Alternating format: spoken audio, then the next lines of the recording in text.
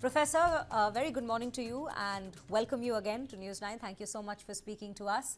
You know, we're speaking of two political leaders and their bilateral talks, the importance of this very visit to Sri Lanka of Prime Minister Modi. But I would like to highlight the cultural importance of this very visit. We've discussed politics in the past. We've discussed the bilateral ties, the discussions that have taken place between both these two leaders. But culturally, Anuradhapura holds a massive importance, especially in Buddhism as a culture. And in fact, correct me if I'm wrong, it is rich in religious and political history, but most importantly, it is the one place that has some of the holiest Buddhism sites even till date. And Prime Minister Modi visiting this very place, definitely it really sends a message of cultural bonding with the neighboring nation of Sri Lanka as well, wouldn't you say? Yeah, absolutely. I think, anyone who's visited Anuradhapura will know it's one of the most incredible historical sites in South Asia, perhaps all Southeast Asia. And, it is, the cultural links are obvious.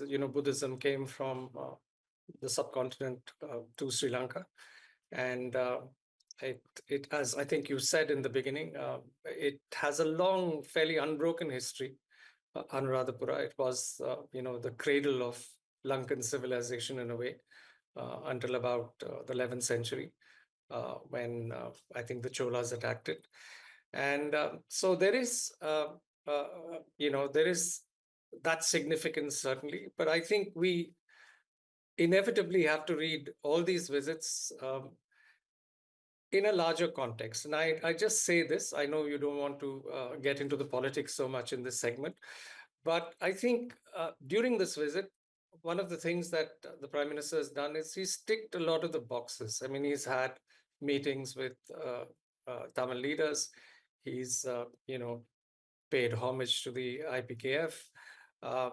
And so I think this cultural side is very much a part of the larger strategic reset in India-Sri Lanka relations.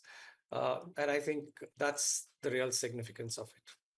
Absolutely, absolutely, Professor. In fact, when we speak of this, yes, we're also looking at the political significance of the Prime Minister's visit. And when we speak of the political significance, Anuradhapura itself as a place had been the capital of the erstwhile Sri Lanka that time for almost a millennium.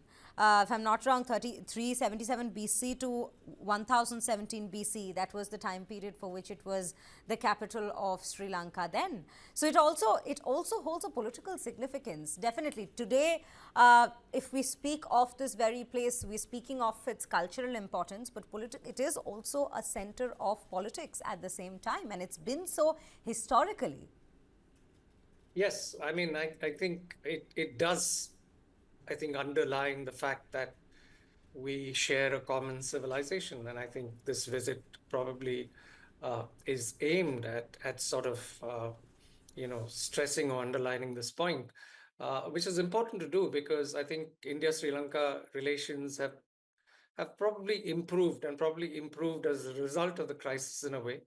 Our help to Sri Lanka during 2022 when it was caught in a sort of deep and seemingly inextricable financial crisis. And I think India, and then after the election, India was pretty worried because Dissanayake, who came to power, had a reputation of being a Marxist, someone who had opposed India in the past, opposed the IPKF operation, generally regarded as a party that was not very well disposed to India. But I think he has shown in the last 6 months that pragmatism is what is counted, and he's said many things to suggest that the neighborhood is important to him. And so I think the entire visit, the conference of Sri Lanka's highest civilian honor, the visit to Anuradhapura, all of it together, I think, has contributed to strengthening this strategic reset. And so I think it's an important visit from the Indian perspective.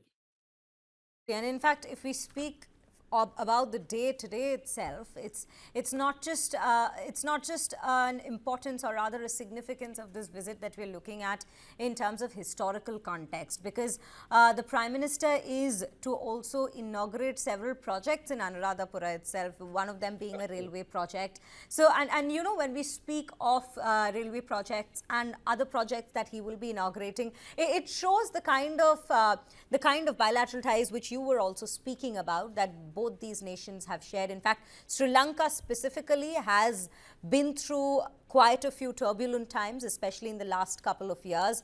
India has definitely stood by during these times for this neighboring nation, and today I think it's yet another chapter that or our new leaf, I would say, in both these nations' relations that they're turning, in terms of Prime Minister visiting the very nation right after the President comes into power there, Dissanayake comes into power there, and also visiting an area like Anuradhapura, and in fact you know, going ahead to inaugurate new projects there along with the President. Yes, the rail project is one of the ones he's inaugurated. There's also been a slew of MOUs, you know, MOU relating to Trincomalee as an energy hub. Most significantly, I think, cooperation on defense. These essentially will probably give the Mandarins, you know, and South Bloc hope that Sri Lanka doesn't get pushed, you know, even more firmly into the Chinese embrace, which was something that seemed like a risk when the Rajapakshas were in power.